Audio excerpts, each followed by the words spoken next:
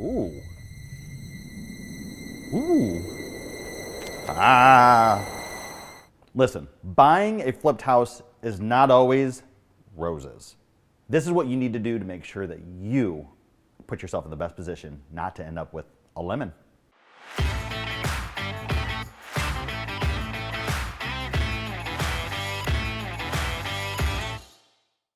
Hi, welcome back to another Coffee with Coleman. We love to discuss Washington, D.C., business, real estate, all that good stuff. My name is John Coleman, and I'm a real estate agent here in Washington, D.C. with the Jason Martin Group. If you could do me a quick favor, if you are enjoying this video, go ahead and hit that like button. It lets me know that you're watching and enjoying the content. Additionally, if you're really enjoying yourself, I recommend hitting the subscribe button because when you do, you'll get alerted when I release new videos. So the idea of buying a flipped home on paper can be amazing. Everything's brand new, it's gorgeous, clean, don't even have to worry about a thing, and everything's all the modern finishes that you see on HGTV. However, I'm here to tell you, not all flips are created equal, and there are certain things that you should be doing to ensure that you are getting yourself into a house that is in the best condition now and long term. First tip, hire a good agent. This can make a world of difference, and I'm aware that this totally sounds self-serving.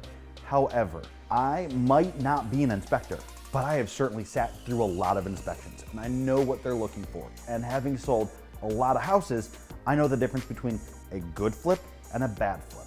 And what we're there to do is to help coach you to understand what kind of condition this property is really in. It doesn't mean that we're going to be able to give you a full diagnostic in the spot. No one should replace a home inspector.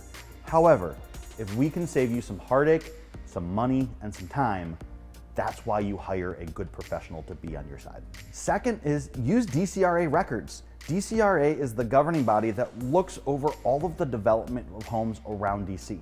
You can go on their website, you can pull up any property address you want and see what kind of records they have there for you to look at. Just because the property isn't showing a specific record though, doesn't mean they haven't pulled permits. Sometimes they're a little slow to update them.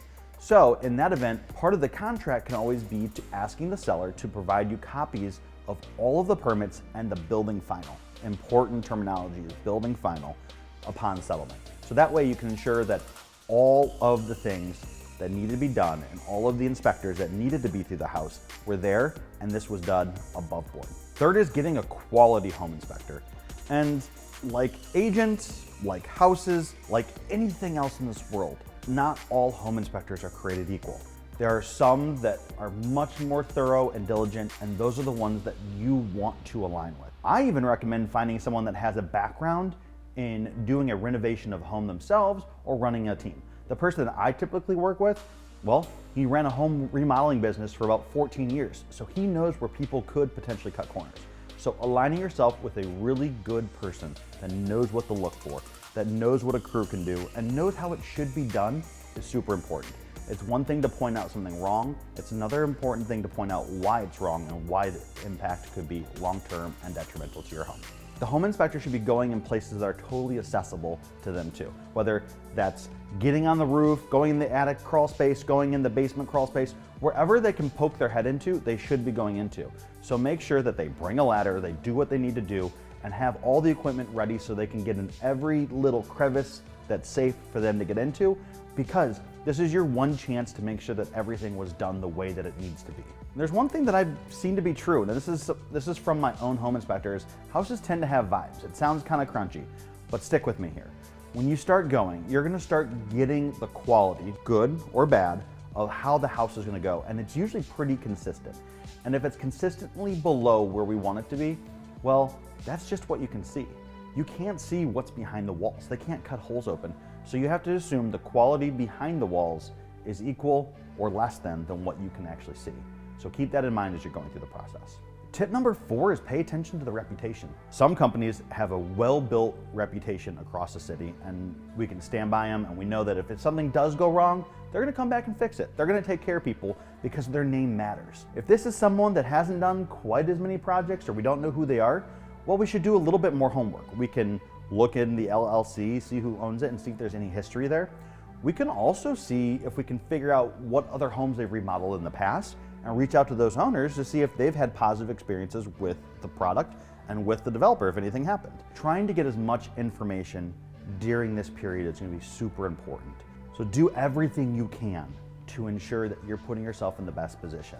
Because once you buy the house, it's yours. It's hard to get someone to come back legally and do stuff. Doesn't mean you can't, but it's difficult.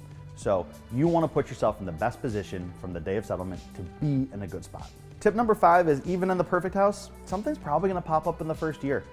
This is the first time someone's living in the house, working all the things, everything in there's kind of new. So there's going to be something that pops up. The first thing I do is always try to get the developer back to fix it. Sometimes I will, sometimes I won't. But it's just known that in the first year, you're probably going to have that hiccup that's going to make you have a little bit of a headache. But hey, that's part of homeownership too. And as long as it's not truly detrimental, we'll work past it and we'll be good. All right, I haven't scared you off yet, right? You'd still consider buying something that was renovated? You shouldn't be entirely scared. It's the same thing that we always say, which is make sure you get as much information about the place. Make sure that you put yourself in a position where you feel good about the quality of what you are investing in. Because you're paying a premium for a premium product, it better be premium. So, all right, drop any questions you have below. I'm happy to share all the links of stuff I talked about today. And if you have any questions about buying a revamped house here in the Washington, D.C. area, go ahead and reach out to me. Sometimes I can help you find the ones on the market, and sometimes I can find the ones that haven't hit the market from some of those good developers. So go ahead and reach out. Would love to talk to you. Thanks again for stopping by another Coffee with Coleman. Peace.